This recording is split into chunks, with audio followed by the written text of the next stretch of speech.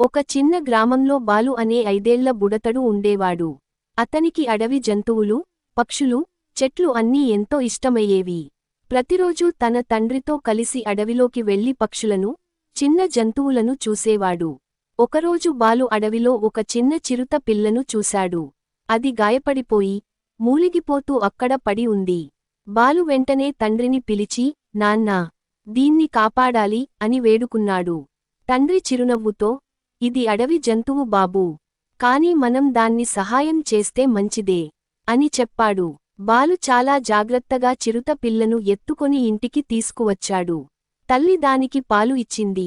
తండ్రి చిన్న గాయం కడిగి చూశాడు. కొన్ని రోజుల్లో చిరుత బాగా కోలుకుంది. అది బాలుతో ఆడుతూ, కుర్రాడి చుట్టూ తిరుగుతూ, ముద్దుగా ఉండేది. కాని తండ్రి చెప్పాడు, ఇది అడవిలోనే సంతోషంగా ఉంటుందబ్బా. మనం దీన్ని తిరిగి పంపించాలి.